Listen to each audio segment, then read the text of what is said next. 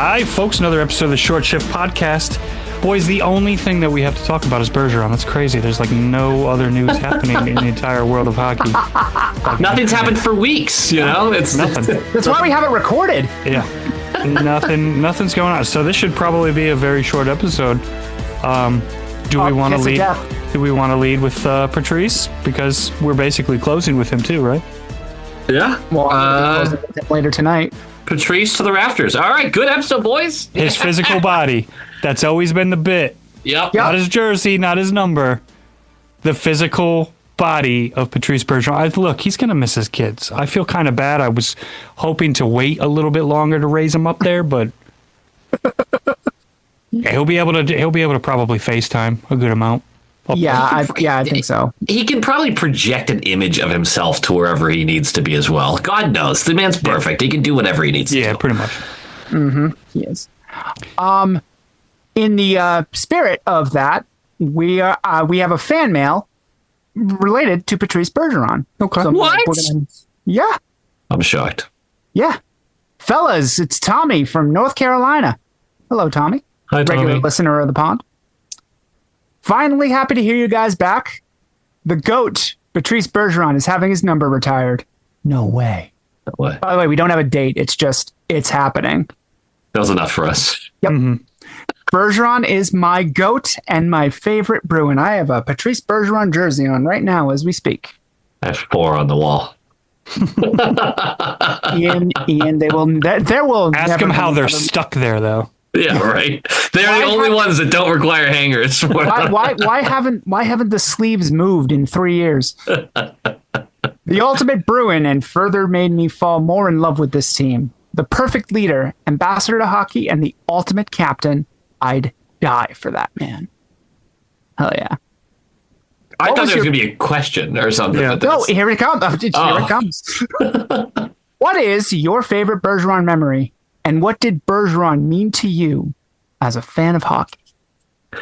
As you guys know, I have a brutal memory. So the favorite plays or favorite moments for players is just an impossible ask for me. But easy answer would be the 2013 Game 7. Bergeron. But beyond that, that same year, which I definitely knew off the top of my head and didn't need any sort of help with, thank you, Andrew, that Penguin series, he was just the perfect player. He was just perfect. And he dominated the ice, every aspect of it. And just watching him go to work against the Penguins, who, for a while there, I just loathed so deeply. Yeah. Those early 2010s, you just... Man, fuck the Penguins. Well, that was back when Sidney Crosby was an absolute bitch boy. Yeah. Although that was also when Crosby was dealing with his own injury stuff. But my point stands. Yeah, no, you're right. It was just that series I remember being such an encapsulation of how perfect Bergeron was. And my gosh, do I just miss watching this man play hockey. People remember Tuukka Rask's performance in that series. 2 goals in 4 games. And obviously you should remember that because he was unreal. Yep. He was unreal in that series. Whenever Sidney Crosby could not breathe on the ice without Patrice Bergeron in his pocket. And that contributed just as much to having 2 goals in 4 games. Yeah. And Crosby for years after that talked about like just Bergeron and how much respect he had for him, and I think it left a lasting impression. Yeah. For sure. Mm-hmm. No. I don't think it's possible to pick a favorite moment, but I will say a moment that I miss is the last time I felt really good and stable as a fan of this franchise was when he was captain. When he was named captain, it was obvious, it was natural. And when he was no longer captain and there was a little bit of back and forth of who was going to be named captain after him, it's never like it's still been, I still feel like not settled since that, if that makes sense to you. Because even when they named Marshy the captain, I was just like, yeah. Yeah. But you know what I mean? But like naming Bergeron the captain, it was just, he was already captain. Yes. Like we were co-captains. He just didn't have the letter. And like I feel like that's the last time. Like that was the end. Like him not being the captain anymore was like more than just losing your favorite player, more than just losing that era of Bruins hockey. Like it felt like, I don't know. I feel uneasy looking at the team pretty much since that. And maybe that's just because we've, for the most part, spent how long? 15 years? Yeah. Like just having the stability of a guy like that on the team. Yeah, absolutely. And He's a one-man culture. yes. Yeah. Yes. And obviously Chara played a role in that too. Like we were very blessed with culture setting guys, but even right now we have some really incredible players for the Bruins who will be remembered in a large scale franchise way. But even Pasternak being as incredible as he is, there's just no one who stands apart from the rest as a true, this guy defines the Boston Bruins right now. Yep. And I don't know when we're going to have that again. And every team acts like they always have their guy. And Paster's our guy right now. But I think a lot of teams, Detroit has gone on 10 years now, more than 10 years, where who's the face of their franchise? Who's their guy? Isn't it the guy who just asked for a trade? Yep. Probably not that one. Yeah, no, you sit there and go, this is Detroit being one of the most storied franchises in the league, and they've gone more than a decade without having just somebody who defines that city and that team. And that's who Bergeron was to me. He was the definition of the Boston Bruins.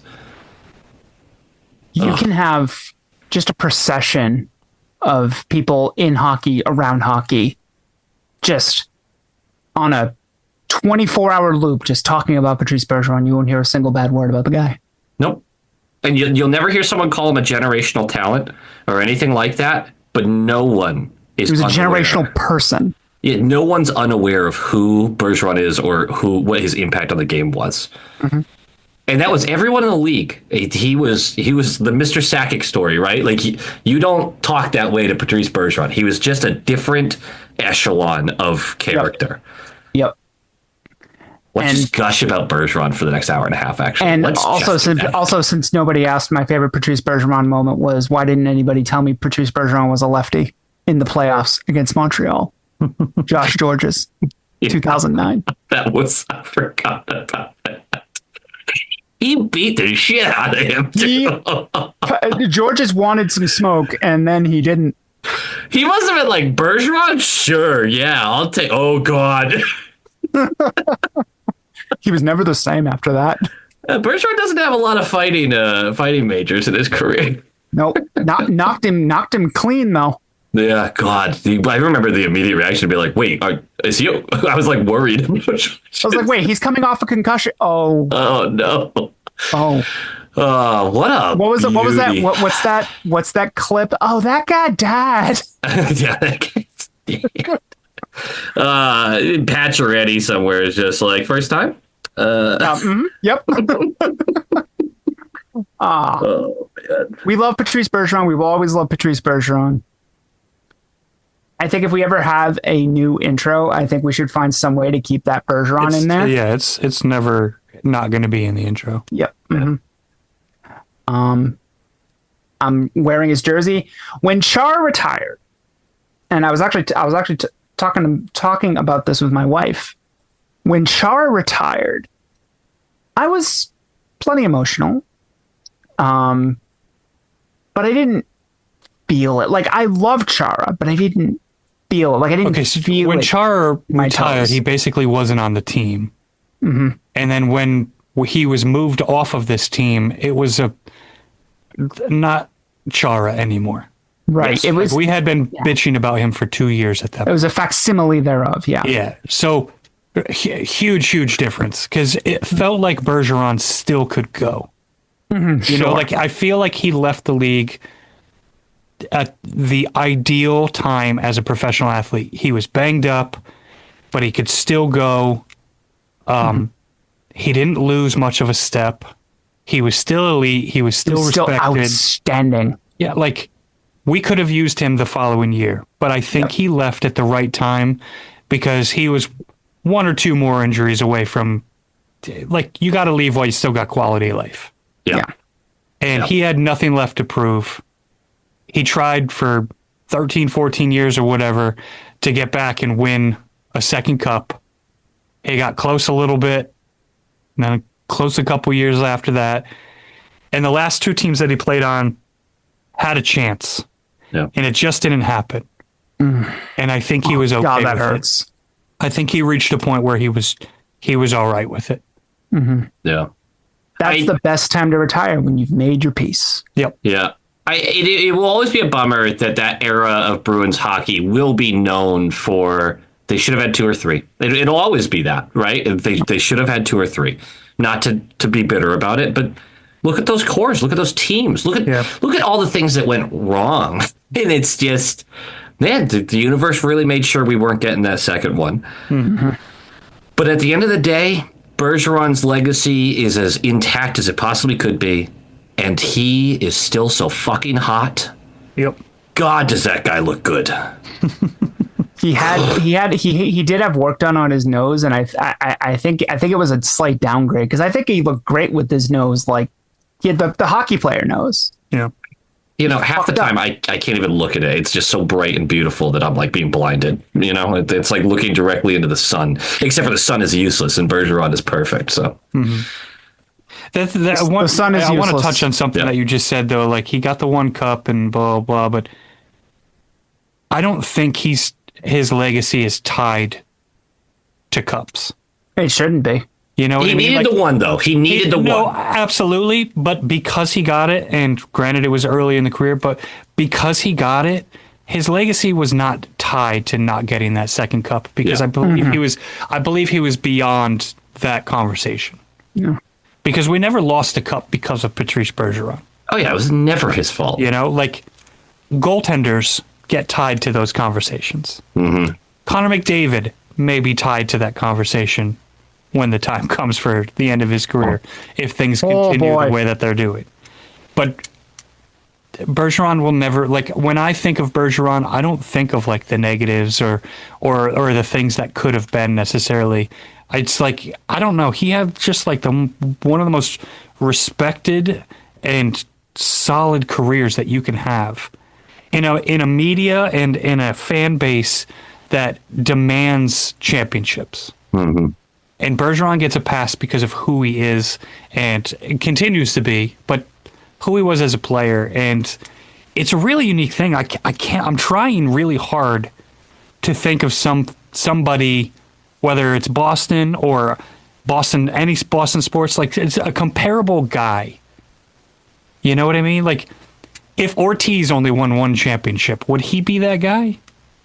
Oh, I don't think so. Ortiz commanded so much attention. It's just such a different. That's totally fair, but I mean, like, as far as like the general respect. No, I think. But I agree with right. you. He was more. I don't want to say attention seeking, but he was a bigger character. He continues to be a bigger Yeah. I think Thomas is absolutely right too, in that a lot of David Ortiz's legacy is tied to those championships, because greatest clutch hitter in Major League Baseball history. Yeah. Yep. But I don't know. I can't think of a hockey comparison to what he is. I think because most of those guys have multiple cups. Like Sakic would be my easiest comparison out of just pure respect from the league. Like, but Sakic also just won a bunch, you know? Maybe Ray? Maybe Ray. Yeah. It's just opposite ends of the I career for getting the cup. I think that's a maybe. I think that's a yes. That's just the closest I can come up with. Very different ways of winning the cup. Yeah. Yeah. I don't know. What a He came back here and was treated as a hero with the cup with a different team, though. Yeah. It kind of felt like Boston winning the cup. It did, just a little bit. It felt like Boston winning the cup. Yeah. Does it feel like weird timing to announce it? No. Like, tickets aren't going on sale or anything like that, but like, you know, like the next thing in the chamber right now is Dev Camp, which is great, but that's for the sickos. But announcing that he's going to have his number retired, I resemble that remark. But you know what I mean? Like, there's a different level of fan. Sure. That is excited about the Bergeron thing and excited about Dev Camp. Yeah. So I don't know. Like, I feel like it was weird timing. I didn't expect it. I also didn't hear any rumors about it being announced. You know what was going to happen, so it's not surprising. Yeah. Like, they could have fucking done it last year. It doesn't matter, but I don't know. We should do it once a year for like the next decade. Re-retire Re-retire. No, re-retire his number. No, wait, no. It's not the banner. It's him. It's him. He's going up there. Actually, yeah, just one night this season, we put him up in the Rafters to hang over everything. You know, actually, now that I'm thinking about it, he's eligible for the Hall. And Is he? I thought he needed another. I don't know. Actually, I don't know how many years. I'm pretty sure he's eligible, and they announced that like midsummer Yeah. or early summer. Hold on. It should be in about a week. That In they should 4 be days. announcing that. In Yeah, 4 yeah. days. Yep. Okay, so maybe the timing's not as weird Okay. I didn't because find the timing weird either way. I think not necessarily like weird. Like I didn't expect it, but it Like, why wasn't now? tied to anything else. But maybe it's tied to maybe they have some insight. It's like he's first ballot. Yeah, I'll tell you one thing that I really find interesting about all this is Pasternak's probably going to get his number retired someday. I'd be on his trajectory. I'd be surprised if he never gets there. Maybe it's going to require Cup. I don't want to speak past that. There is not another player in the Bruins system that I could see having their number retired without something dramatic happening that I don't expect. Yeah, That's Victor Arvidsson eraser, sir. But you know what I mean? Like, No, McAvoy's great. I love McAvoy. He's not a band. McAvoy's not getting his number retired. No, he would have to. The second half of his career, he would have to be spearhead it. He would have to spearhead 2 cups. 2 cups. He would have to start with a Norris's, which just doesn't seem possible with the current way they vote on those. No. There's just no one else, and that's a normal thing for teams to go through. Yeah.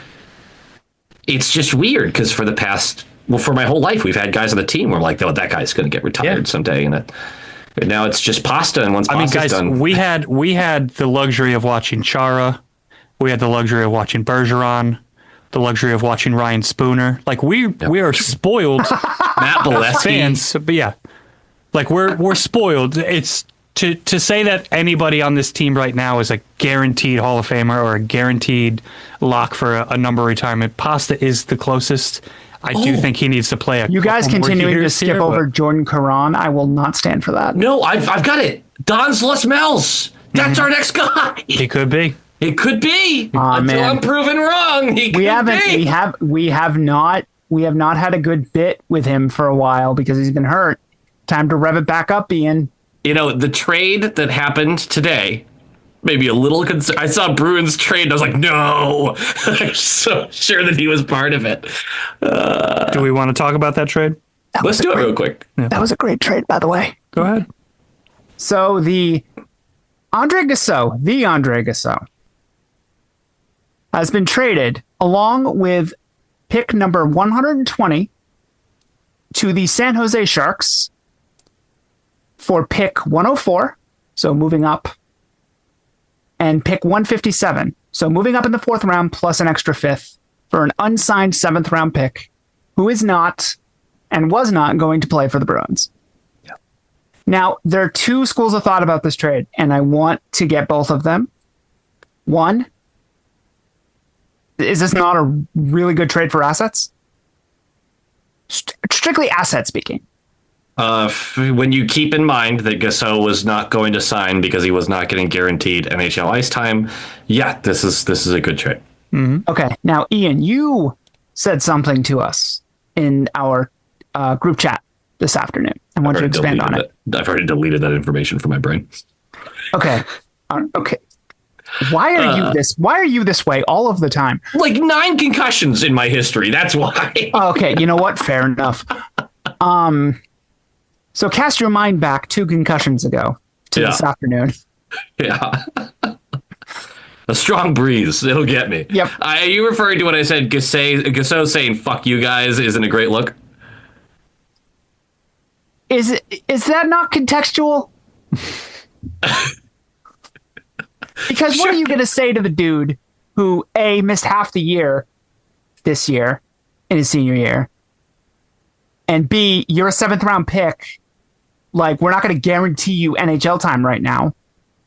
And then him going, no, I'm gone. Like, if it was, we're going to give you NHL ice time and then them reneging on that, maybe that's a different conversation. But I've heard a few people say that he has said that he's leaving.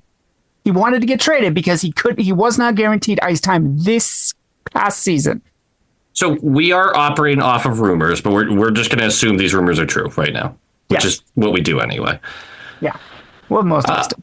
Well, most of us do. Yeah, no, this is totally fine. And I'm not mad at Gasol, and I'm not mad at the front office. And it's a weird look if that rumor isn't true. But yeah, if he did say, I want NHL ice time, you accepting that and saying we're going to guarantee you NHL ice time is literally spitting in the face of every other prospect on the team.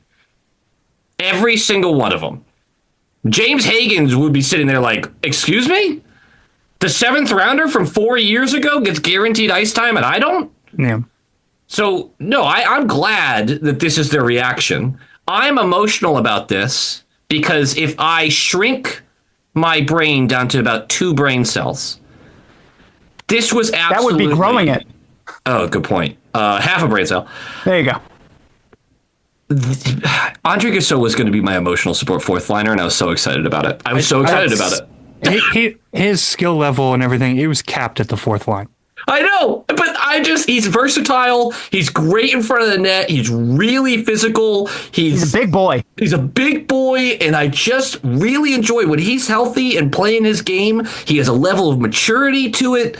I like that hockey player. And while I know this deal is fine, it's not bad. At worst, it's fine. I was just bummed to see the guy go. I got attached, and I'm allowed to do that. Yeah. You are. So yeah, I'm going to be upset about it because I want to be, not because it makes any sense. You think Will Smith had anything to do with it? 100%. They're like really good friends. Yeah, they were line mates at BC, I believe. I jumped to the wrong Will Smith for a moment there. We got there though. we got there. In West Chestnut Hill, born and raised. Also, Gasol looked really good with Dean and Higgins, but they're never playing again. Even if he stayed with the Bruins, they're never playing together again. That wasn't happening. Mm-hmm. No, but he sure did. Yeah, no, that was a fun line. Yeah, that was fun. Gasol didn't play when we watched him, but I hope he makes the Sharks out of camp because I genuinely believe he's one of those guys that's very successful as a 4th liner, not like he's barely holding on. Okay. That's like fair. What happens if he starts the year in San Jose, but it's the Barracuda and not the Sharks? Well, that's a conversation for him and the management of the San Jose Sharks. Okay. I don't give a fuck. Look, I'm going to forget about him. But is that going to be a bad look for him? Like a Rutger McGroarty situation? Right? There's about 14 people who give a shit about this. Mm-hmm. So I don't think it's... And we are a couple of them. Yes. So I don't think that this is a bad look because everyone's just going to kind of forget that he existed. Yeah. And also, I don't think... I totally agree with you with the idea that no one should be mad at Gasol for this. No. Because this is the only leverage that you have as a rookie. Mm-hmm. Use it. Yeah. Never going to be mad at a player for wanting more. Yeah, absolutely. 100%. And if we're getting an extra asset for a guy who was not signing here, we move up around and we move up in the 4th round and get an extra asset. Mm-hmm. That's a Don Sweeney special in the draft, by the way. Yeah. Oh, yeah. He loves a 4th rounder, man. God, does he love a 4th rounder? For some reason, that's his round to really like look for a guy. Swayman was a 4th rounder. Swayman was a 4th rounder. 4th rounder. Yeah. Well, that's a little biased for me, but yeah, let's. Mm-hmm. Yep.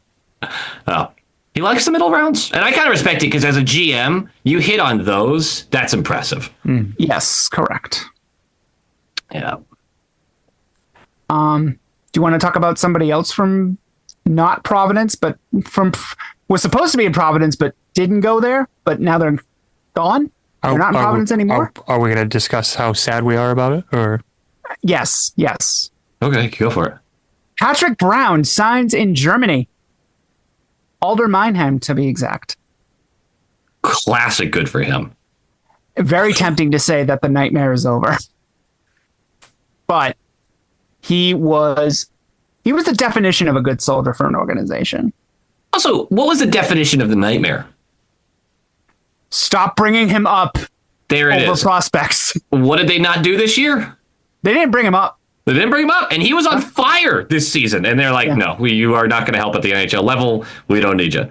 That's the only reason you get frustrated is when he gets called up and Patra doesn't, or somebody like that. So it's easy to just be fine with it now. 2 years ago, I would have been like, thank God. Yeah. Mm-hmm. Well, good. I mean, Patrick Brown's going to be a coach when he's done playing. 100%.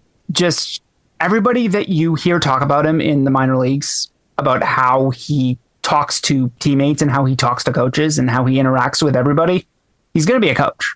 Some have called him the Bergeron of the AHL. And those some are named Ian Bonner. Yeah, I regret it too. And you shouldn't have said that.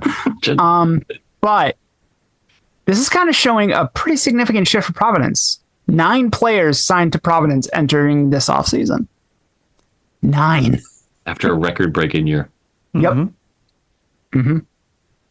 What kind of changes do you think we're going to see in the lower levels? Because that's going to affect everything top up. Thomas, that's all you, man. I have no idea what to expect to change, or from a change standpoint, because we don't know what the roster is going to look like.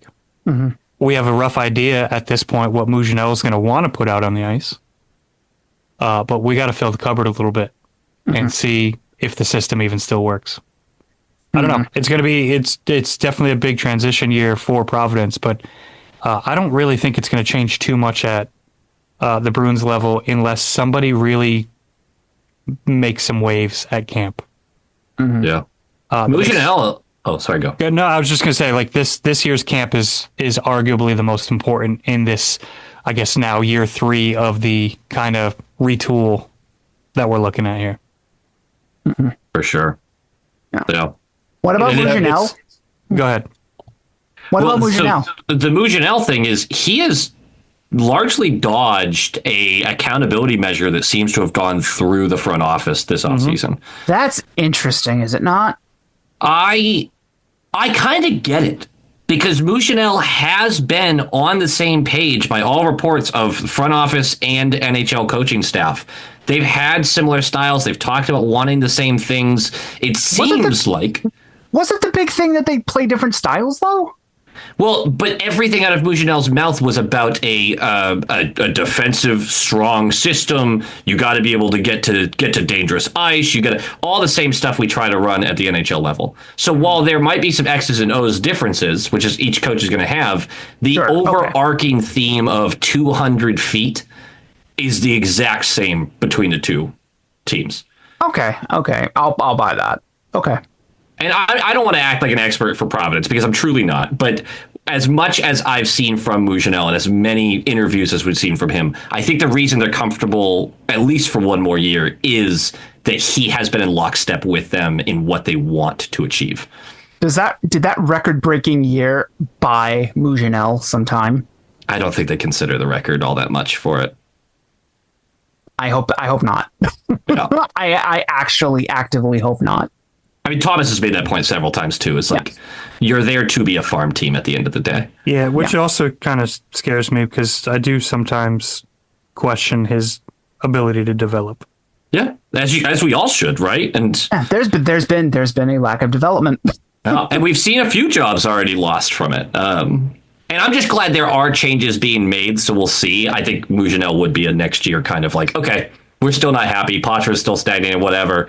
Off you go. I don't know what Mouginel's contract looks like, though, so I'll confess that. Yeah, I don't think anybody does. I think those are kept under pretty intense lock and key. Yeah. Wow. But, yeah, no, it's going to be interesting to see, like, how they're going to, because Providence needs players, too. It's going to be interesting to see how they fill those spots. Well, they filled one. They did. Ian, Yes. pronounce this name. Attilio Biasca. Nailed it. I don't think I did. I have no idea. I've never heard this name said out loud. I've watched very minimum tape. I know a little bit about the guy. He's big. He's not actually that big. He's 6'1", 195. But he's strong. He loves a straight line game. He will crash the fucking net. And he is a first liner in the AHL. But what does that mean for his NHL prospects? He's maybe a bottom six guy in the NHL. He'll get a chance out of camp, but this is largely a let's make sure Providence has players. Providence needs players too. No.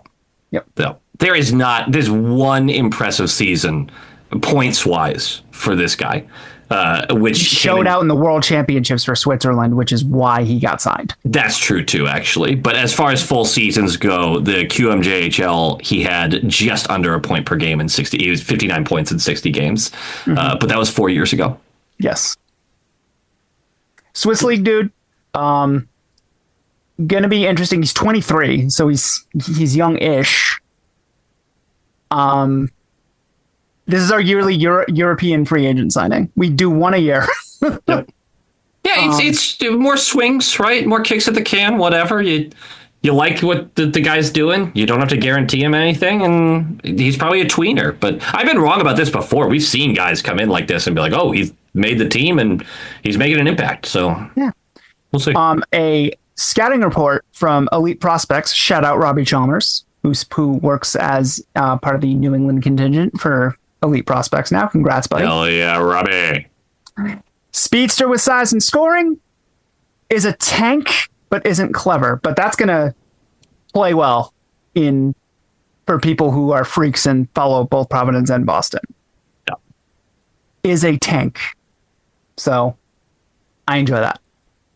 And he seems to really like the signing. So organizationally, this is cool. He is looking to become the first player from Switzerland to ever play for the Boston Bruins. I forget. I always forget that our history is so anti-overseas. Yeah, sure is, isn't it? Other than the Czechs. God, do we love the Czechs. We do love the Czechs. Why wouldn't you, too? It feels like we've just gotten over our ew Russian. and we got a little bit of that, and I think we're still sitting there like, all right, but is that going to continue? Right, yeah. Do you want to talk about someone else who's gone?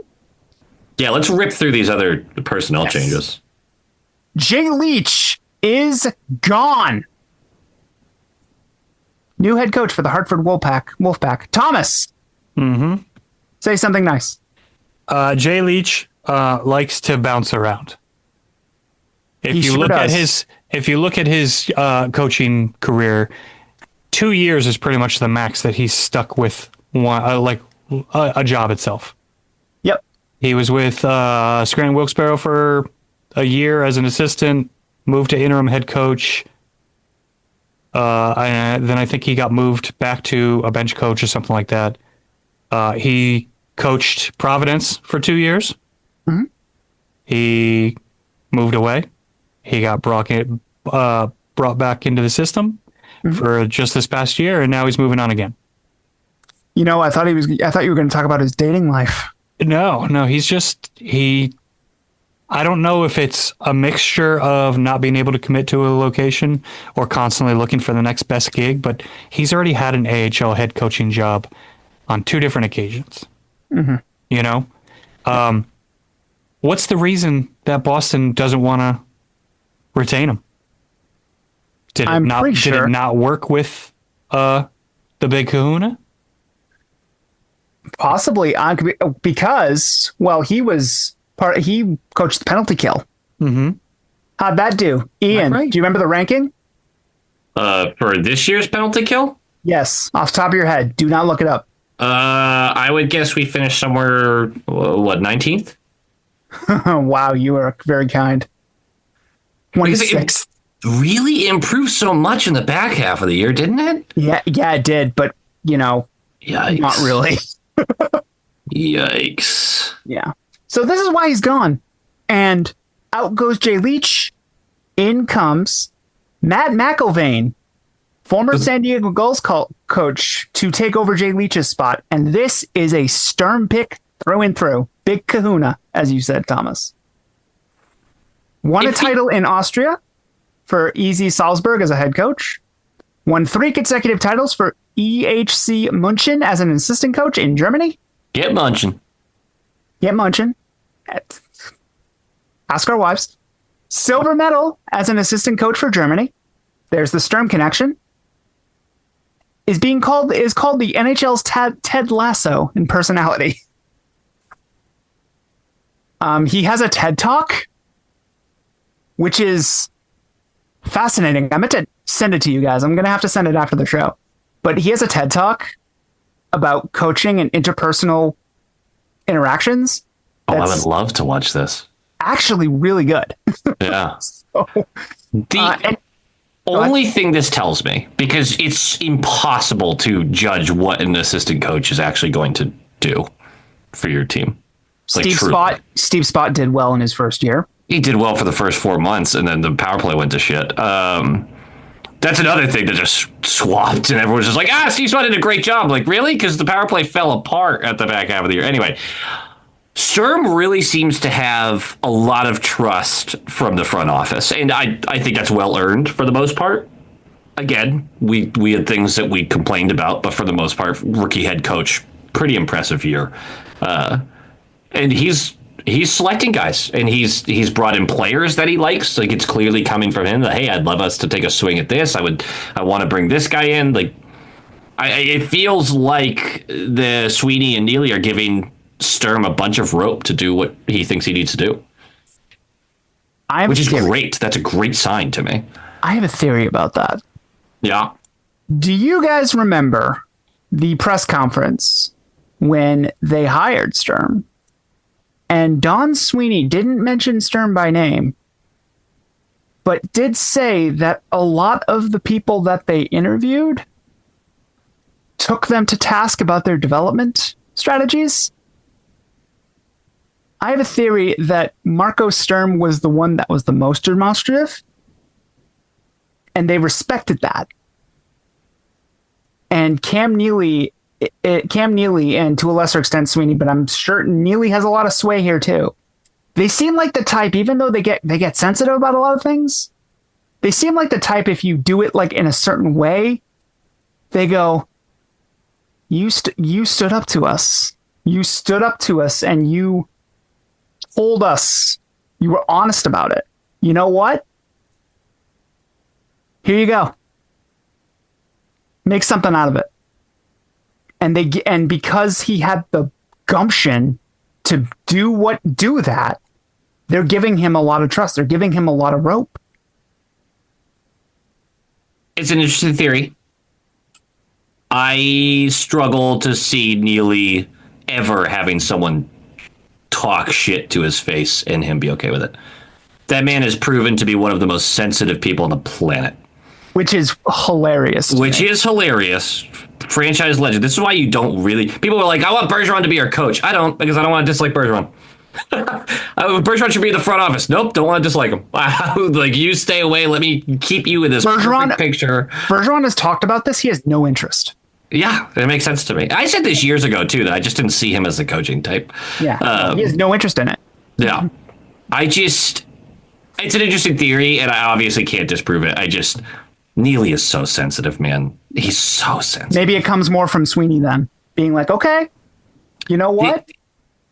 There are rumors from this offseason that I really can't go into because they are truly, truly rumors, and I would just be spreading shit at this point. But there are some things that have come out that they went on a witch hunt for, like, it based out of sensitivity for things people were saying. I have a name in mind. Front office. I have a name in mind who this might be about. You probably nail it, but I really don't want to continue on this path. I'm not going to say it into this mic, but I think I know who you're talking about. Truly, this is terrible podcasting too. I understand that, but like we would just be spreading rumors that we have no way. And I didn't even get them from sources that like I'm really confident in or anything like that. So leaving that alone, there's been a lot of chatter over there, and people get touchy. People get touchy. Yeah. Do you want to start talking about predictions? Let's do it. I like how Thomas is like, we do not need to talk about the cup final. There's no reason. I'm saying congratulations to Brandon Bussey, and I'm telling everyone to shut up about it. It's fine. Yeah. That's the only thing I want to get Pretty through. much. All right. Pretty much. And everybody who was wondering, because the Discord was very active in asking, Thomas was fine. Thomas is fine. Yeah. I watched game one. It was awesome, but I also went through that mental anguish of why am I rooting for Vegas right now? Good. Love that. And I was pretty much, I'd rather just disconnect from this series and just wait for it to be over with. But you know what? Can I say one thing and then we'll move on? Mm-hmm. Fucking Carter Hart, right? Mm-hmm. Yeah. Worst goalie of the Stanley Cup Finals in Like, the history of the game. In history. How? John Tortorella really showed his ass on that one. Have you considered going to Hayden Hill? What kind of fucking stupid question is that? No, I think it's a real one. Yeah. I will say Aiden Hill was dog shit all year too, though. Carter Hart was No, I get it. I'm not going to defend anybody in this situation. I'm just sitting here like it wasn't an easy decision. Aiden Hill was so bad. Mm-hmm. By the way, real quick, Tort's gone. Enter in Ryan Craig, who has been coaching their AHL team, and Bruce Cassidy was given permission to speak to the Toronto Maple Leafs Shit. 12 hours before they hired a head coach. Oh, that's right. They already hired. That's right. Jim Hiller. They hired Jim Hiller. Have fun with that. Anyway, predictions. Predictions. All right. So I went back into the queue here. I actually listened to the entirety of the predictions episode. We were so young back then. So full of, I don't want to call it hope, but because it wasn't. No, I can't believe some of my answers to this stuff. Yeah. It's Neither painful could to read. I. No. This is why it's important, because people who listen to this podcast or people who criticize stuff online all the time, you need to write down your takes before the season and then go back to them, because none of us are as smart as we think we are. Okay, let's start with the first one. Biggest surprise. Thomas, Nailed this one. you fucking nailed this one. Lock, stock, and barrel. Was this just straight up biggest surprise, or was this like with the caveat of this would be the biggest surprise? The caveat was these were hot takes. Like this was this was supposed so to in be. other words, I don't really believe this is true, but I kind of want this to be true. But the clip was that you were hitching your wagon to Johnny Beecher. I believe it was a shit or get off the pot thing, right? Yes, correct. Yeah, he And he did say, he was like, I don't know if I fully believe this or not, but Yes. yeah, okay, good. I'm glad I remember that part. So your exact quote was Johnny Beecher establishes himself this year and becomes a mainstay in the bottom six. So he did On by establish November. himself, just not anywhere near a hockey team. Yep. The press conference that Sturm had before him going to Calgary was official was a burial. Oh yeah, it was brutal.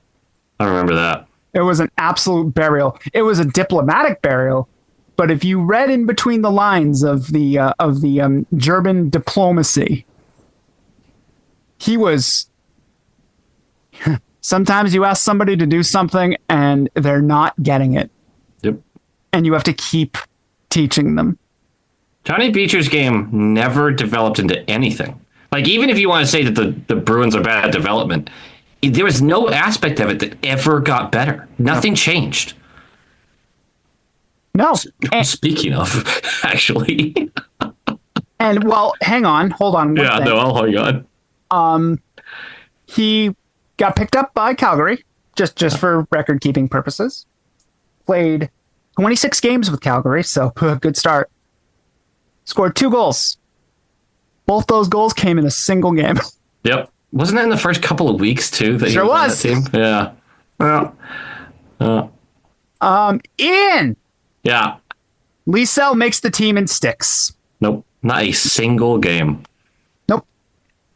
I mean, that's been talked to death. We can move on, but I was very Yes. wrong there. Andrew, who's that guy? Victor Arvidsson has 22 goals by the trade deadline. I was off by 6. It was a big. I mean, that's a big number. 22 goals. Well, a big off by 6 ain't bad. No. That's what I'm saying. It's like 22 goals by the trade deadline. I'm sure there's a quote somewhere where I was like, if we get 20 goals out of Victor Arvidsson, I'm going to be ecstatic. I might have replied to you saying that with 20 goals, I'd be ecstatic. Yep. What did he finish the season with? 26. Ecstatic. Just a beauty. Yeah. Mm-hmm. What if he's re-signed? It completely depends on the contract. 100% depends on the contract. Yep. Thomas, are you in the same boat as that? I'm good with that. Okay. So because you picked him as most likely to disappoint. Yeah. He did not. Again, But yours, the logic is there. the logic was there because that man's back is held by twine and a wish. Yeah, same, by the way. Yeah, same. Well, yeah, I mean, if you want to really be technical about it, the season was okay. He had a couple of spells on the injury report. The disappointment came into the playoffs. Yeah. He couldn't stay healthy. Almost all year. This was the healthiest season he's had in years. Yeah. And then playoffs come and we're probably not winning that series anyway, but boy, was that just the nail in the coffin. It took us out of it. Yep. Yeah. Yep. Yeah. Taking Victor Arvidsson out of that series was the nail in the coffin. Yep.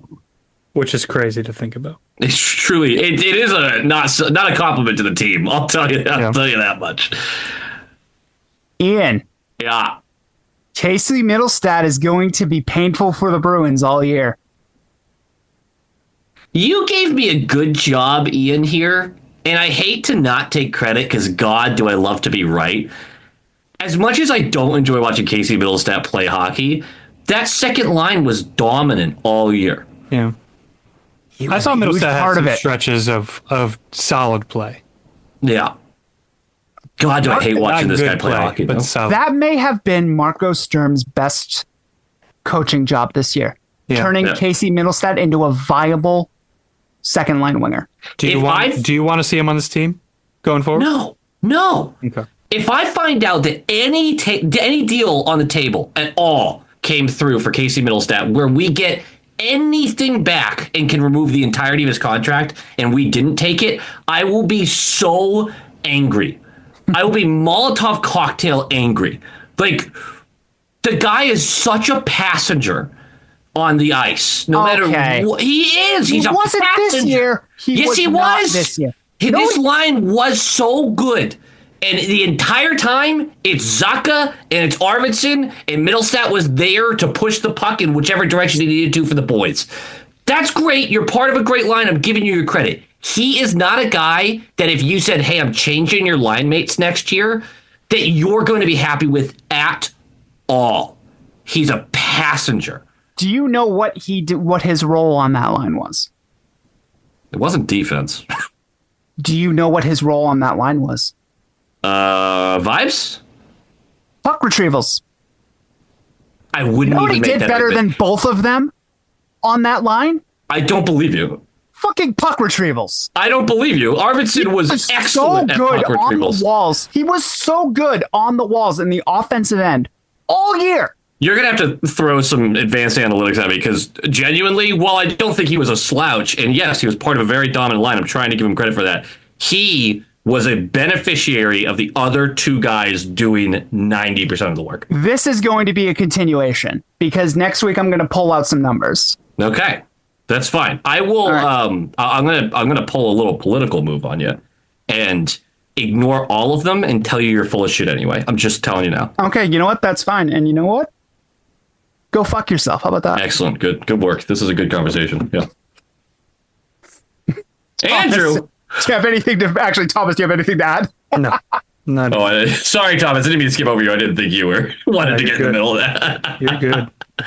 Thomas just likes to lean back when we get into our spells here. Yeah, that's true.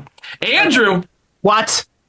Fabian Lysell is traded. Most likely to disappoint. You had Mr. Fabian. He did not get traded. In fact, you might argue that he has zero trade value at this point. Cool. Yeah, how in NHL 26, how, that little trade gauge that they have of the trade value. What is it? What is it right now? You can't even see the white on the bar. You're just staring at it. You might be able to get a 5th round pick for Fabian right now. Hell yeah. Add the other 5th round pick to the 7th round pick we just traded. Yeah. Yeah. Okay, real quick before we move on from that. June 30th rolls around. Is he qualified? Yes. Thomas? Sure. Doesn't matter. I say yes, but I say yes, but I don't think it's 100%. Yeah. All right. Most improved. Thomas. You said Lori. What an idiot. Yeah. Ian. Yeah. You said Lori. Genius move. Real good work. I said Sway. Damn, that's a dub for you. That's a big, yeah. Yeah. The meat on the table. Good work. Yep. Which is funny because the next one is who was the most valuable? Other than pasta. Other than pasta. Thomas and Ian, you both picked Sway. Great work by us, Thomas. And arguably more important than pasta there. Yeah, actually. Good point. Yeah. Yeah. I picked McAvoy. I feel like that was almost like me and Ian like recovering because we didn't even consider Sway as a possible like most improved. Yeah.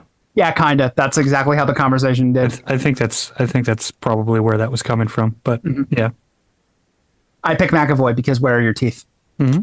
But you know what? Honestly, you I don't even say take those away. But I thought McAvoy had a decent year. Yeah. I don't think he was most improved. Well, he wasn't most improved, but he improved. Yeah. Okay. In my eyes. Sway was most improved. As himself, yeah. I mean, Swayman literally went from, oh, fuck, did we just give this contract to somebody who's going to be out of the league in 2 years? To Vezina finalist. To a Vezina finalist. Like, yeah. a strong candidate, in my opinion. Yes. But, wait, before we move off this. Yeah. So McAvoy goes through all this pucks to the face stuff, right? And at the end of the year, they do the Bill Masterton trophy, right? Yes. Which is, honors the player that has the perseverance and all that stuff. And McAvoy doesn't even get close to winning it. No. And my Who won it? Do you remember? Landeskog won it, I believe. Oh, yeah. Okay. So my knee-jerk reaction is like, he's not even top 3? Yeah. And I see Landeskog like wins it, and I'm like, okay, that kind of makes sense. Then I looked at Dahlin. I was like, what the hell did Dahlin go through? Because, oh my idiot God. brain. Right. So I look at it, and I just go, first of all, fuck McAvoy. McAvoy shouldn't even be in the picture. And I'm not going to go over Dahlin's whole thing here, but guys, if you don't know what happened to Dahlin this year, take a look. Google it. How Dahlin doesn't win this, and no one wants the reminder of this anyway. Like, it's probably better he doesn't win this trophy to be reminded of the situation. Sure. But how Dahlin doesn't win it, I get Landeskog, multiple years rehab trying to come back. Doesn't even touch what Dahlin went through this year. Not even close. So just a reminder that sometimes when you get upset about your guy not winning a trophy, that you look around and go, oh, I'm a big, dumb piece of shit and should shut my mouth. I will say, I won't go into specifics, but if you read Dahlin's story, up your boyfriend or husband game. Yeah, be a better person, for sure. That is a devastating, and best wishes to him and his family. Yeah, absolutely. My goodness, just awful stuff. Mm-hmm. Standings. Speaking of awful stuff, let's get to my predictions. Why were we so high on the Canucks, dude? Why were we so high on them? Was it all of us? It wasn't just me. It was me and you. Yeah. How do I present this? Let's just pick out the ones that are ridiculous that we just completely fucked. So what we're gonna do here is since you mentioned the Canucks, Ian. Yeah. You had them in third. I had them in second in the. You had them in second. Yeah, oh my God! Yes, third. you did. Thomas, you had them in third. I'm sorry, Thomas, you had them in third. Ian, you had them in second. They had a good year. I did this with Buffalo too. Do you remember? Do you remember when Buffalo did the same thing? Their offense was great for a year, and I was like, "Oh shit, here's Buffalo," and they went right back to like 7th. Yep. I picked them to finish 7th, which actually, you know what, makes me also an idiot because they were that bad. Yeah. Yeah. The Pacific, I don't think we have to talk about that much because we really did. Like the Ducks were a surprise, but we all basically had the Oilers and the Knights in the picture. Ian, though. What? I'm actually going to bring up something that you brought up a few weeks ago, just before the playoffs started. Your exact words. Watch the Western Cup finalist come from the Pacific after all the shit we talked. Hockey's stupid. It's a stupid sport for stupid people. It's a baby game for babies. Baby game for babies. Fuck, do I love it, though. Yeah. Ian? Yeah? I'm going to pick on you for a bit. Do it. Yeah, let's do this. The fuck is with your Eastern Conference? I got it mostly in reverse order. First of all, my Senators pick was so close, and then they rebounded in like the last 6 weeks of the season. I'm so upset about it because I was like the Senators' year from hell, and they were having a year from hell. Yeah, they were so on pace. I'm just gonna read through this real quick. I had in the Metro, I had Rangers first, Devils second. You fucking idiot. 8th and 7th for those at home who aren't staring at the stand-ins. Then, good job by me, Hurricanes. Third. Then I had the Islanders who finished 6th. I missed 3 of the 4 teams who made the playoffs from the Metro. Great fucking work. The Flyers at last. Yeah. And they finished in 3rd. Yeah. To be fair, you see my logic. Do I? You did 8 months ago. I don't know if I saw it then either. Well, yes, I did. Where did you have the Flyers? I can't rewrite history there. Oh, yeah, you had the Flyers third to last, either way. Yes, I did. Mm-hmm. In fact, we all missed on the Flyers and the Penguins making the playoffs. Good job by us. Good job. Thomas, you also had the Rangers and Devils as 1st and 2nd, and they were 8th and 7th. But it's a lot more fun to pick on Ian. Easily. I'm more emotional. But Thomas, we had the Preds finishing 2nd in the Central. Yeah, Preds fell apart. The Preds actually started kind of turning it on towards the end. Yeah, they did. They did, but they finished in 6th. Yeah. Imagine if they just put it together earlier. Yep. You they would have been actually did well. You actually did well in the Central. Yeah. You nailed the Blackhawks. You nailed the Avs. You had the Stars in 2nd. They finished in 3rd. You had the Wild in 4th. They finished in 3rd. Yeah, I put the Predators up there, and the rest of the division basically got bumped down. Yep. Mm-hmm. You did a really good job with that one. Mammoth had a surprising season for what I was thinking they were going to land, but but you did nail 3 teams in the Atlantic. Mm-hmm. Good job by you. Except didn't quite nail who was going to win the division. You could only pick one team that could have been worse. So you picked the Panthers to win the division. Only one team in the Atlantic was worse than them. And the beautiful thing is, the fucking Leafs was the Leafs team. Who I picked to win the Atlantic. Honestly, dude, if you told me at the beginning of the season, hey, the Bruins are going to make the playoffs, they're going to get knocked the fuck out, wouldn't have surprised me. But if you turned around and told me, hey, in the Atlantic, the Panthers are going to finish 2nd to last, and guess who's last? The Leafs. I would have fucking caved my pants. Yeah. Right up. And then we would have told you that the Hurricanes are going to win the cup and that you would have sucked back in. You would have reversed came your pants. Yeah. God, it would have crawled back into me. Yeah. Oh, God. Not great. We're not going to talk about any of my predictions because they were all perfect. We don't need to. We all fucked up with the Panthers. We thought they would rebound from a bad injury start. Yeah. I had the Leafs and the Panthers going 1 and 2 in the Atlantic, so obviously not my best. Mm-hmm. I had the Sabres making the playoffs, though. You did. I did. The only one. Sure, it was for squeaking into the wild card, but fuck you. Yeah. You know what? We take those. We do take those. We take those. I'm trying to think of anything like egregious from mine. Yeah, Penguins. I picked the Penguins to finish in last. They finished in 2nd. Good job. We all had the Devils to be either 2nd or 3rd in the Metro. They were 7th. Are they going to be okay? I don't even know at this point. Like, every year is an injury palooza. Like, at a certain point, do you have to make a change, or like, can we just be healthy for one fucking year? Yeah. Yeah, and no, turns out. Do you know what I'm really dreading about next year? What? Nico Hischier, I believe, has 1 year left on his contract. Trade him to the Bruins. So I am going to have to listen to people tell me that Nico Hischier isn't as good as I say he is all year, and it's going to piss me the fuck off. Trade him to the Bruins. I would love him on the Bruins. Like, That's at Swiss worst. Bergeron. He's Swiss Bergeron. Yeah, he's at worst. He's the best second line center in the league. And he would be playing over Elias Lindholm. Yeah, he'd be on first line center for us for sure. But he sure is great. He is fan-freaking-tastic. Yes. God, I'm dreading And that. anybody who's saying that anybody saying Nico Hischier isn't as good as we think he is, you probably need to take a step back and figure out if hockey just might not be intellectual enough for you. That, or you don't watch the Devils, and who can blame you? Yeah, why would you? Yeah, By the way, so I picked little Winnipeg grace to there. finish second in the Central. Fucking idiot. Yeah, Winnipeg. That should have been my pick for. I was 1 year too early. 2 years ago, I was like, Winnipeg's going to crash and burn. President's Trophy. Does Hellebuck get traded? If enough players are trying to force their way out of Winnipeg, yes, but I think they're going to need someone like Scheifele to be like, I'm done. I'm out. What if he goes to Florida? That would be unfortunate for the 2028 pick. Sure would. Sure would. Yep. Yep. I'm trying to count how many we nailed. I don't think we need to do that. I do. Okay, I got 4.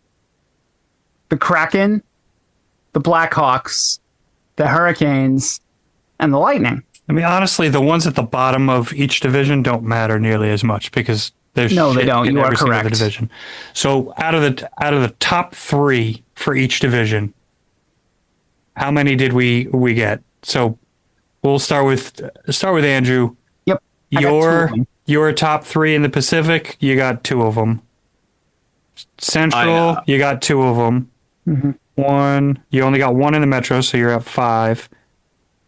6 with the Lightning, so you got 6 of the top 3 in each division. Okay. I got Yeah. 5. Nice. I got 5 because I went 0 for on the Atlantic. Yeah. Good job by you. Yeah, good job by me. What did I do? 1, 2, 3, 4, 5, 6. So me and Andrew were close. It really doesn't matter because none of us did great. The best prediction I think is Cup Finals. Mm-hmm. All 3 of us had Golden Knights. Yep. Not surprising, but good enough picks because any of us could have taken Edmonton. So I feel like I nailed the Cup final, by the way. You did. Golden Knights and Hurricanes, you got that.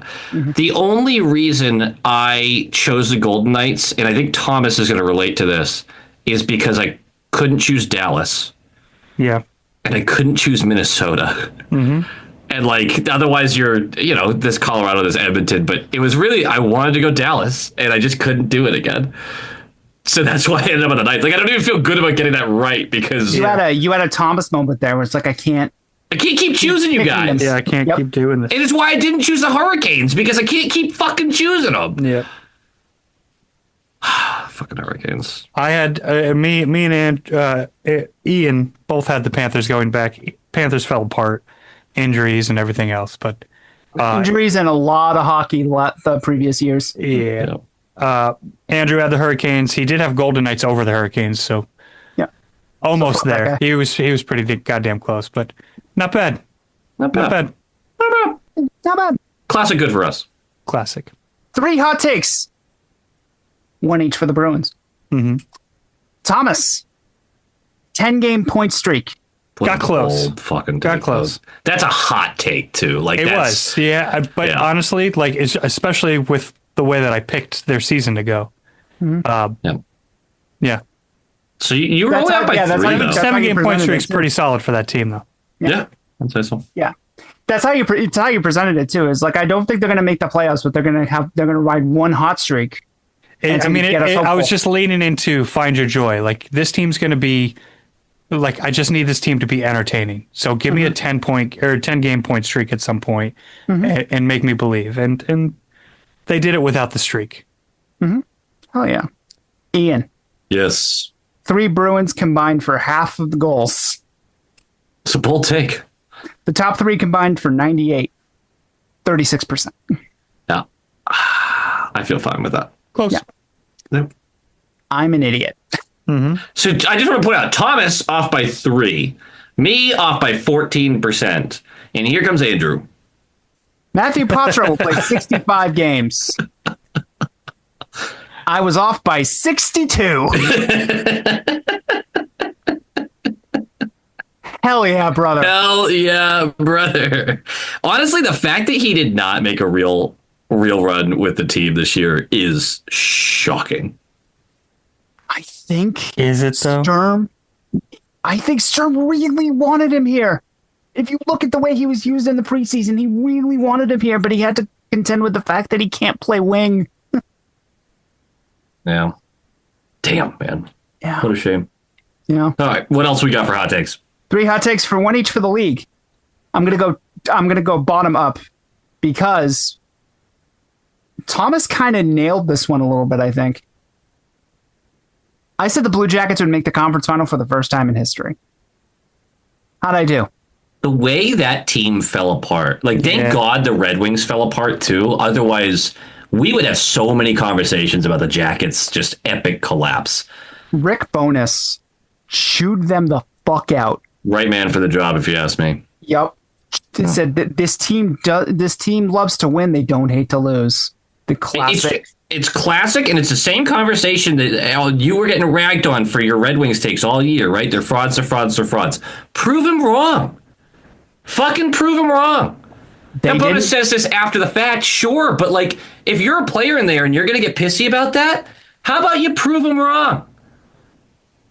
I think I said this when it happened, but it bears repeating. All the Red Wings had to do was prove me wrong. Of all people.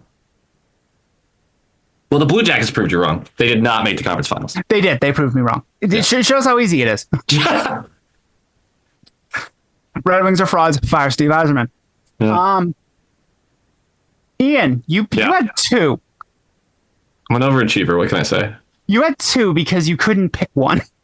I'm an underachiever. I'm a moderate achiever. Yep. You said the Senators would win 28 games. I really leaned in hard on the season. You really did. Oh, man. You also said that Sidney Crosby would be traded. To be fair, that was only epically wrong. So, they made the playoffs. They were second in the fucking division. Yeah. I was off by 16 games, or 16 wins for the Senators. They had 44 wins. Yep. Good work. Good job by you. Appreciate it. If we're being fair, they probably should have only had 28 wins.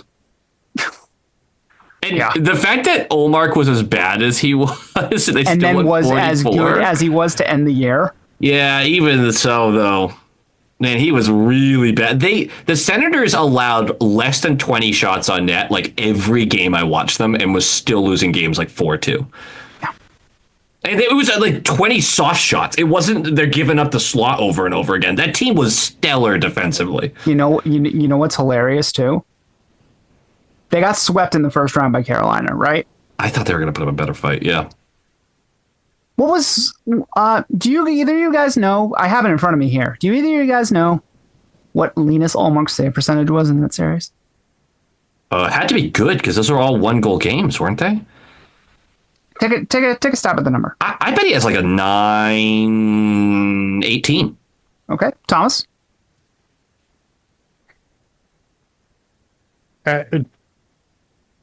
Yeah, I mean that sounds about right. I'll Price is Right him and say 919. You bitch. 930. Holy shit! That's not real. All right, go play the games, Thomas. You skeevy little bitch. I hate the Price is Right rules. It's bullshit. Sorry, go on. Well, Thomas wins and he gets to play the pricing game. Yeah.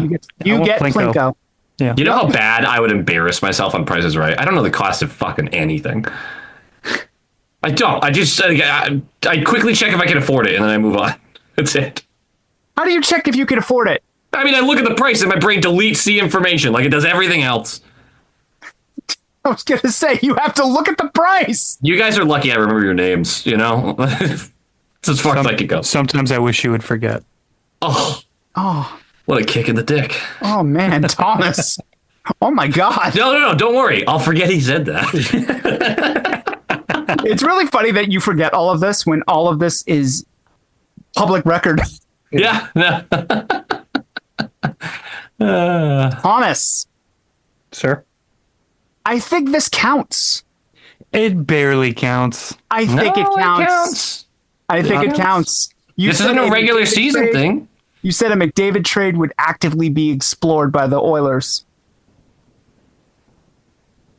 I say give it to him. We got 2 solid weeks of that being a genuine conversation from insiders in the league. Now, look, was it actively explored? We could probably argue about it, but that was a real talking point.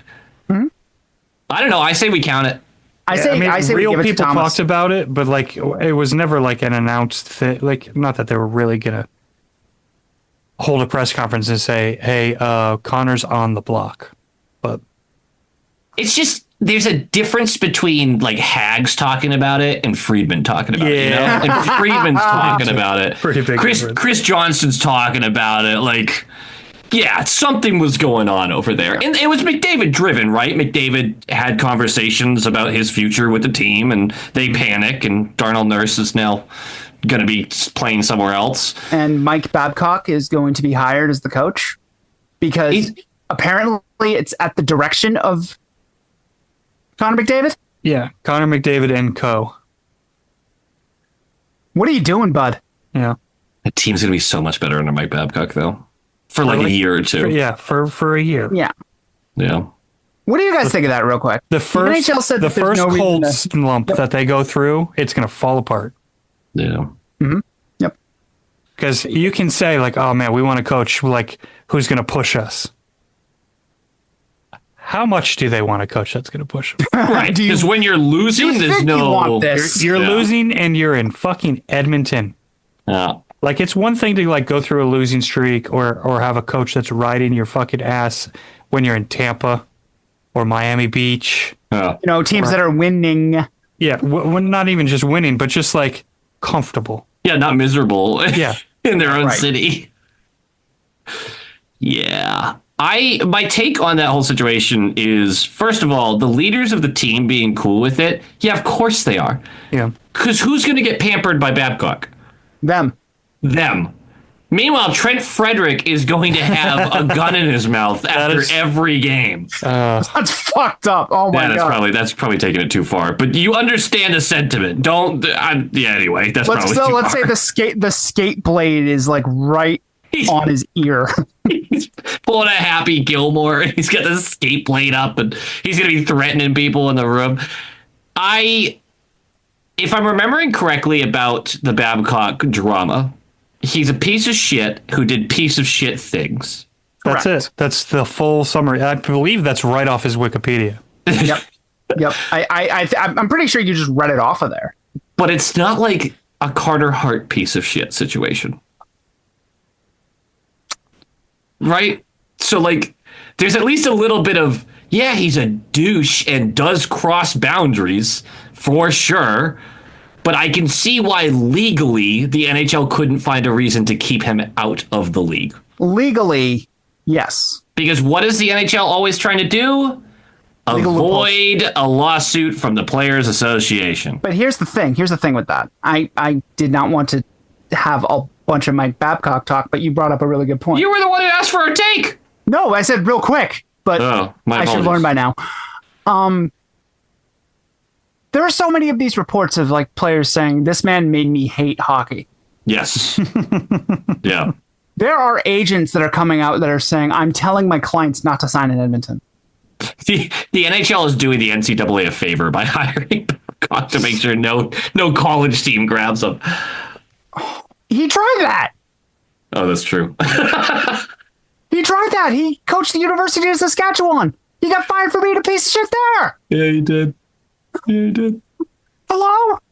He just doesn't belong in prison, I guess, is the point I'm making, which I understand the bar is He doesn't low. belong in prison. He's a really weird dude that does really shitty shit. and But you 100% know that he crosses shouldn't boundaries. do that shitty shit. Yeah. Yeah. Oh, I just understand how the NHL is like, we can't legally, we just don't have any leg to stand on why if everyone agrees, yeah, he could be there. did you see the players union statement about it? No. We have no comment. So they didn't make one, is basically what you're telling me. No, that was if we say something, we're gonna hurt feelings. Yeah. Man, there are a lot of guys on Edmonton right now who are like, I don't know if I want to be here next year. Victor Arvidsson is like, thank you. Darnell Nurse was like, all right, I'm out. Yeah. Which it sounds like those conversations have been going for a while, but still. Yeah, this might have been the tipping point. Yeah. Let's jump onto a voicemail real quick because it does Yeah. look like the first voicemail I'm going to play actually mentions our predictions. So just to lead out of the predictions and get into voicemails, let's kick it off with that. Hell yeah. Hey, Short Shift. I was just listening to your 2025 predictions, and I was kind of surprised to see you both predict Kings versus Vegas. So congrats on that, and also fuck you for having that predictive power and not putting the Bruins in the final. Also, Larkin's available, so what do you think it would take to get him? They say that, a good trade hurts both franchises, right? Feels bad, so how about this? Zaka, Minton, and 2 of our first. Could be any of the 2 from next couple of years, but something like that would kind of hurt for the Bruins, I think, as opposed to, futures down the road with prospects, but I don't know. What are your thoughts? Go Bees. Go Bees. Go Bees! If they did that trade, I'm hunting you down and tearing out one of your ACLs. Yeah. Nope. I also just want to Hey, point can I tear out the other one? I want to point out, like, Larkin is definitely not coming here. With the amount that dude dives and how soft the ice at the Garden is, he will drown.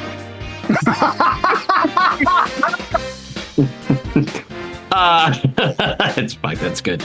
No, I think that's a overpayment for Larkin, but just slightly, honestly. That's mutual dissatisfaction. That's just dissatisfaction for us. Yeah. The Red Wings would be ecstatic with that return. So I think Larkin you're did still them a disservice by being so vocal about, I want to trade. yes. Like, let the team for sure. explore it and catch some GMs by a little bit of surprise. Man, what happened in that Team USA locker room to make this That's crazy. I'm waiting for Adam Fox to come out and say something. But I do want to give credit to the caller there for you're on the right path of like, this has to suck if it's going to happen. No, The sure, absolutely.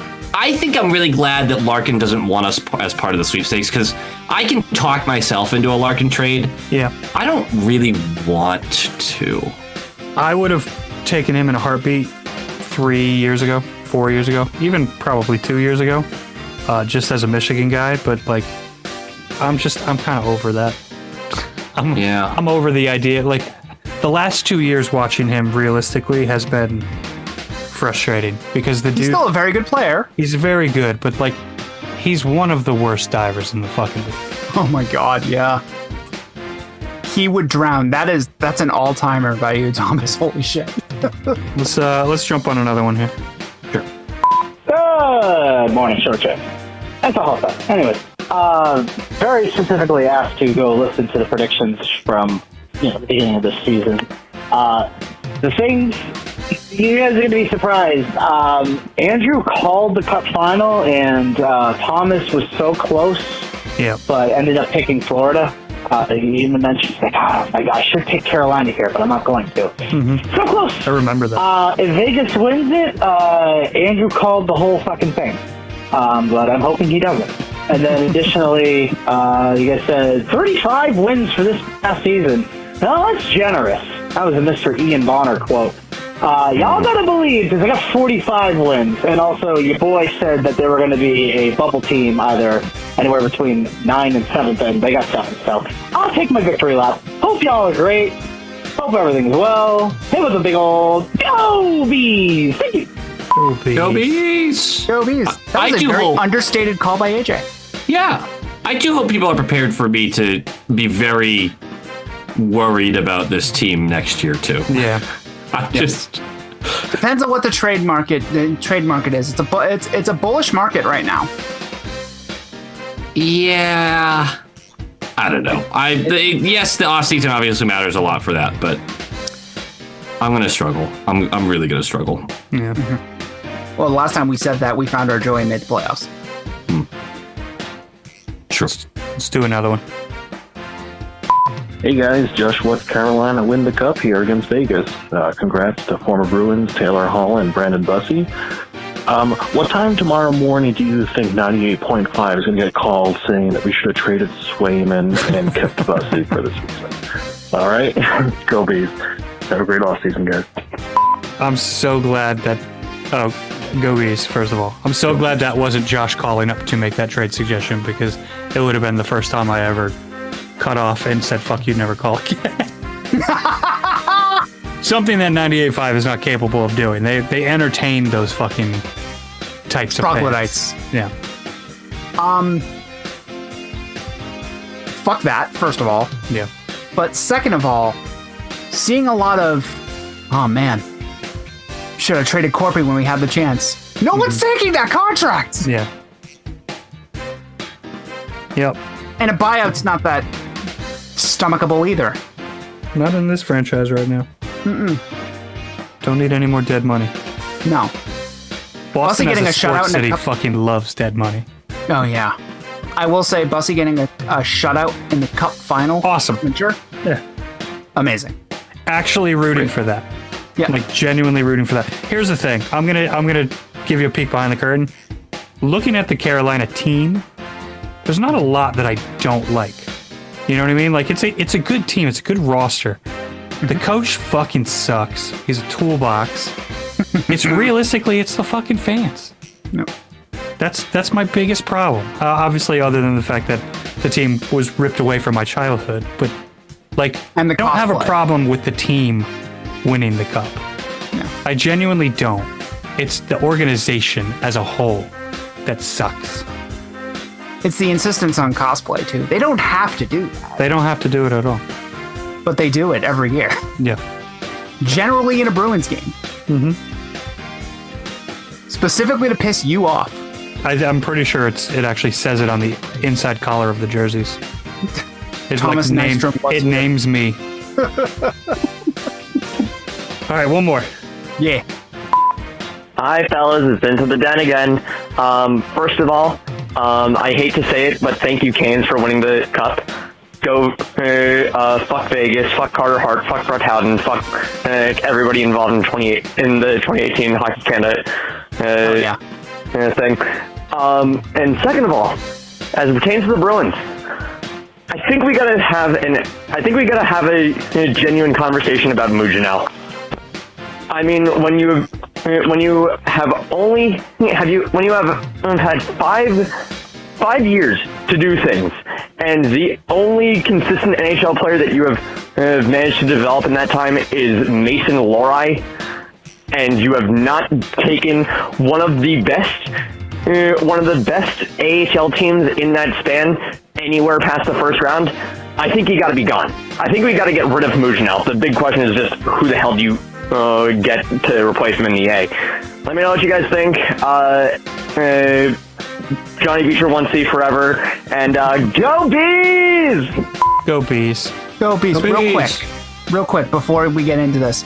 Shout out to Into the Den. They are turning out some outstanding YouTube content lately. Oh, nice. I gotta go over and check it out.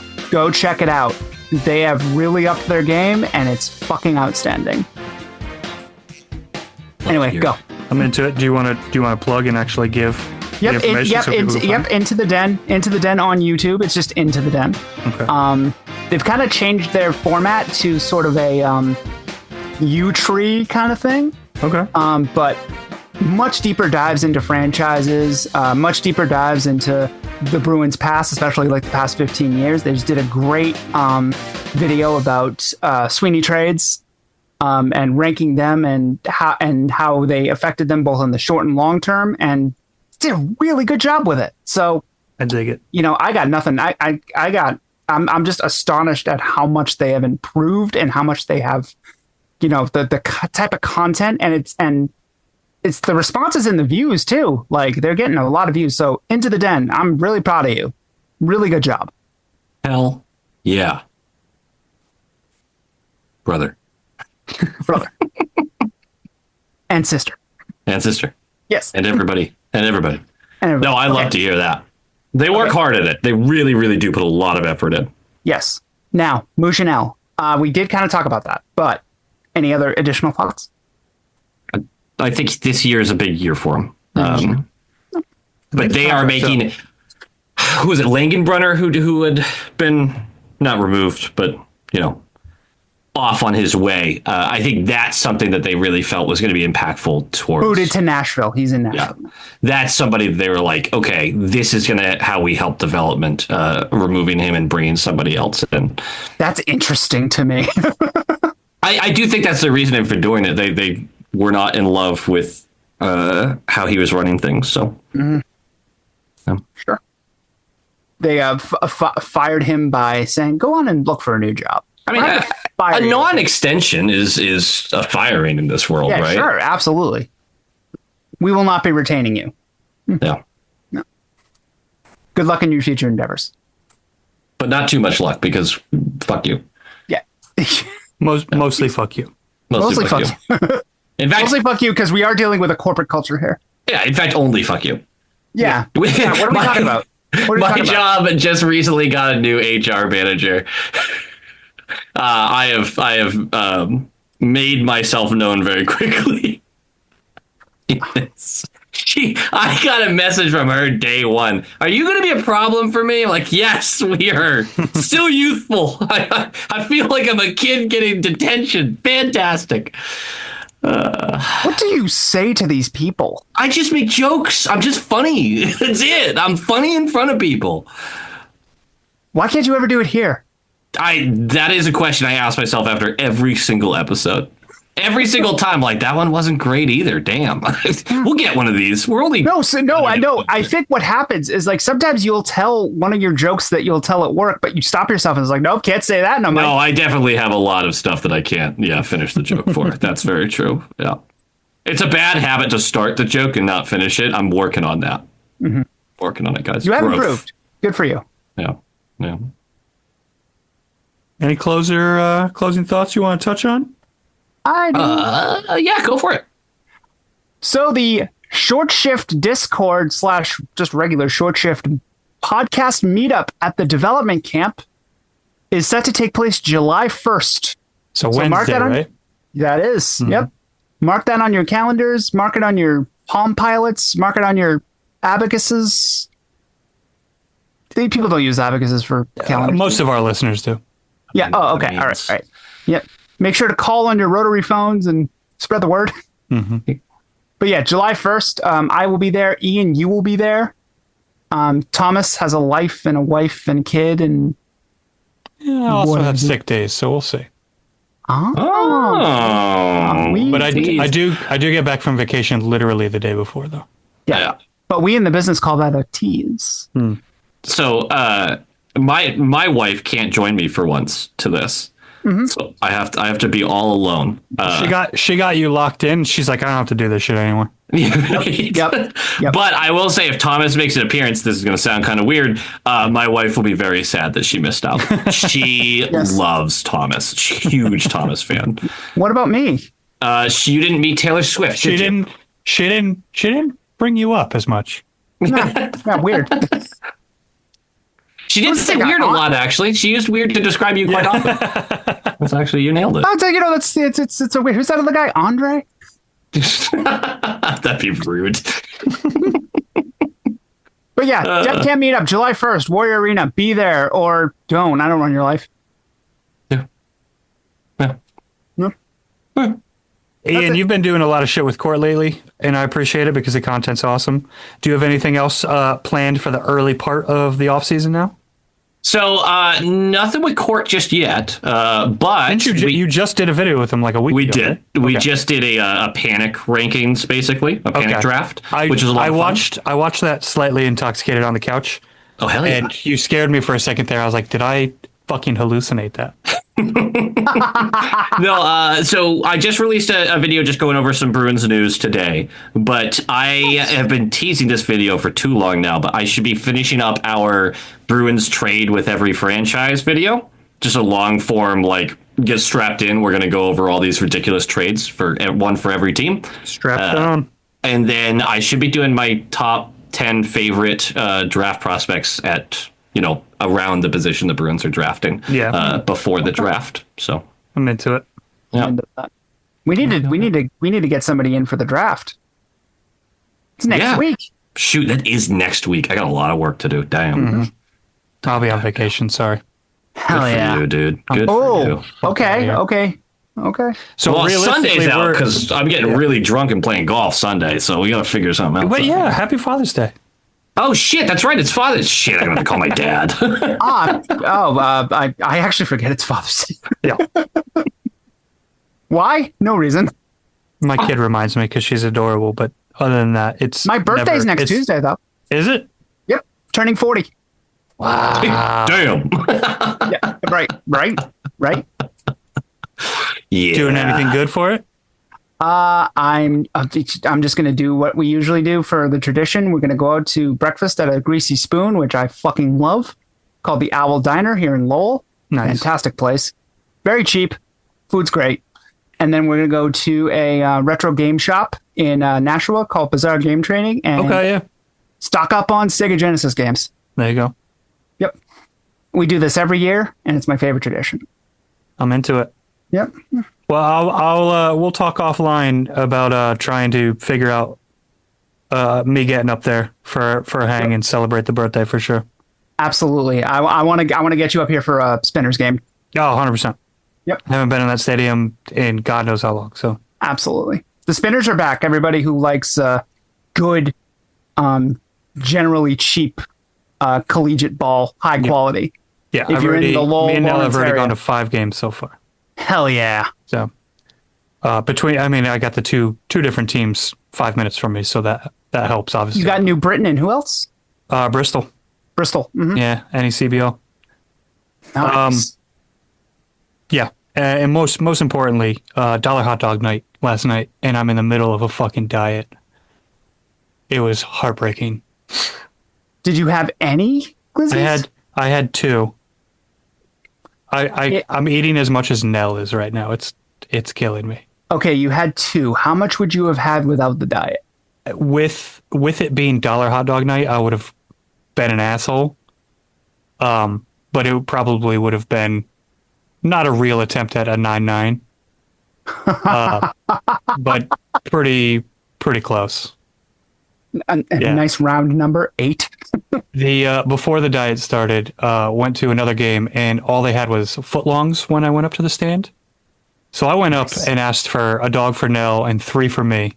And they're like, "Oh, all we have is the footlongs. So how many you want?" I was like, "Let's stick with the 1 and the 3." So I took, You know what? I took 3 feet worth of fucking Hummel's hot dogs to the face, and I was like, "All right, this is the last hurrah, and now we'll get into the summer diet." Hell yeah. Oh yeah, Oh, yeah. I keep telling myself I'm going to go back to dieting and get in shape. It hasn't worked yet, but I'll convince myself eventually. yeah. You'll get there. Yeah. You'll get there. Yeah, for sure. The goal for me is like just to feel better, but also I want to be able to pick Andrew up over my head and throw him. Is this in a romantic way or an aggressive way? This is I in weigh- a hey, we happen to be standing on a bridge. Let's try this. I weigh 205 pounds, so there's your goal. Okay. Well, I'm officially below you at this point. Good job. I've been job. 210, 215 for a while, and I'm right at 200 right now. So Nice. we're getting there. The goal's another couple pounds, but also we'll see what happens. Yep. Hell yeah. Well, you know what? The park in Lowell is near the Merrimack Bridge, so get to Sounds like a stepping. great bridge. Yep, there you go. Go Bees! Go bees! Ian? Go Bees! There it is.